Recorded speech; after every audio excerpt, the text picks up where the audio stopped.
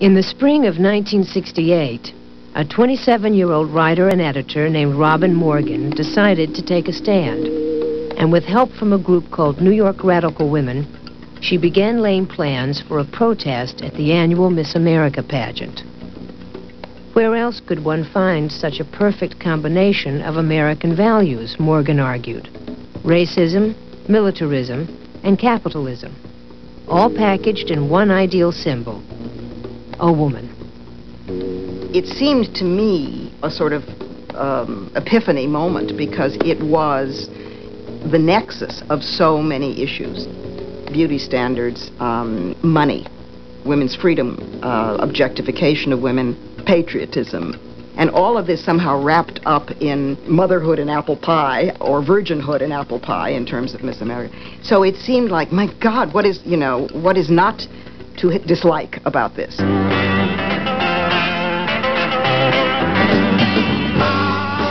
Word of the protest soon reached Atlantic City, and pageant organizers braced themselves for the picket line. It would be the first major demonstration of the women's liberation movement in the United States. We had, prepared for about maybe 50 people, and to do some guerrilla theater, some songs, some chants, to picket on the boardwalk all day. What we had not counted on was that close to 400 women showed up. And they came from all over. I mean, they were carrying signs from Florida and from Wisconsin, and some people drove from California. And that was just amazing. I mean, it had clearly, this protest tapped into something that was enormous and very, very moving.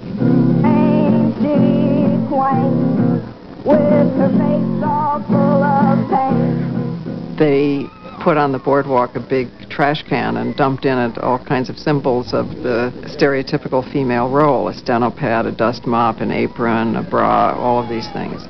I think they never did burn those items because they couldn't get a fire permit. Just shows you we've been too law-abiding. The demonstration soon drew a crowd of more than 600 spectators, most of them men, and nearly all unsympathetic. One suggested that the protesters throw themselves into the freedom trash can. The threats, the epithets, the screams were mostly from guys who would, lean over the barricades and do the usual. I mean, say sort of, go back to Russia. You're commie, pinko, lesbian, crazy, broom riding, witches, you name it. You're all too ugly to be in the Miss America pageant.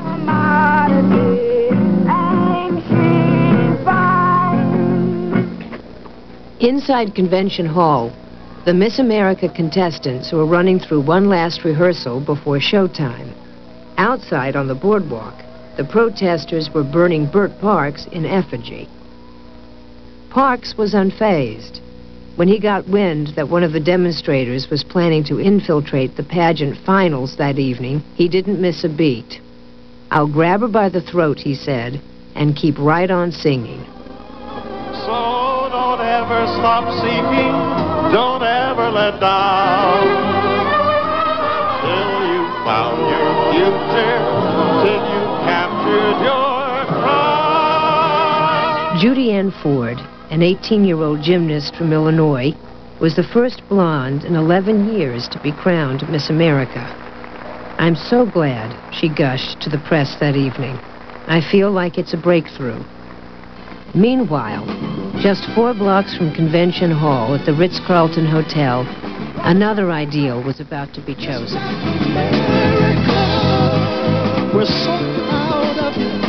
Calling itself a positive protest, the Miss Black America pageant had been scheduled to begin at midnight, in the hopes that newsmen would drop by when they left Convention Hall.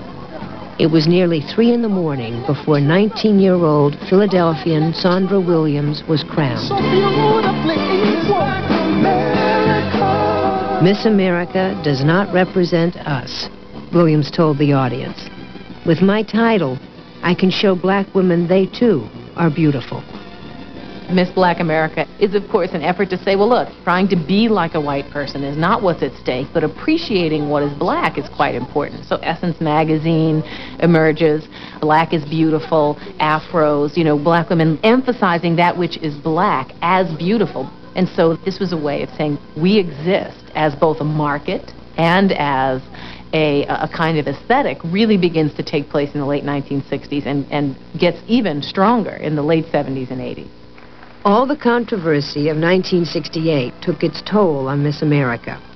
And before the year was out, Pepsi-Cola, a sponsor of the pageant for over 11 years, withdrew its support. Miss America, as run today, the company declared, does not represent the changing values of our society. Society was swirling around it, but the Miss America pageant stayed the same, continuing to worship an outmoded ideal. In fact, the powers that be at the pageant never did learn.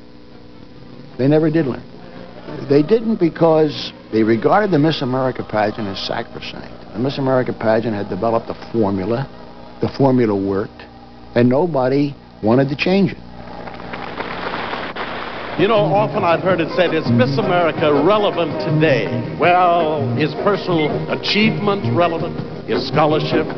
Is good citizenship relevant? We think it is. And we think it will be for a long time to come. The Miss America pageant still drew an enormous audience, reaching a peak in 1970 of over 22 million households.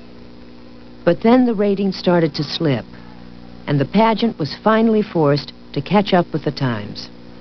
Presenting Kathy Clow, Lisa Donovan, and a good friend and former Miss America, Phyllis George, with a comment on a very timely subject. Women, tell it like it is. I can fly your plane, I'll even carry your bags. I can clear your drain, fix your roof if it sags. But let me make one thing perfectly clear. Don't call me honey, and don't call me dear. There's only one little word that we're waiting to hear.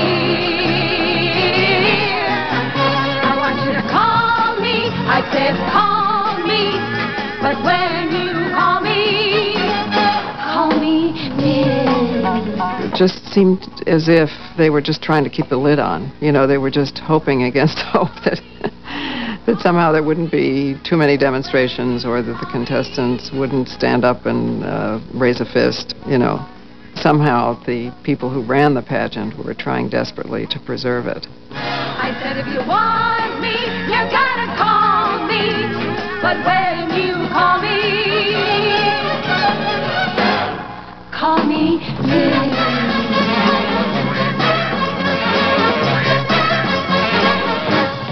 The time had come for a new style Miss America.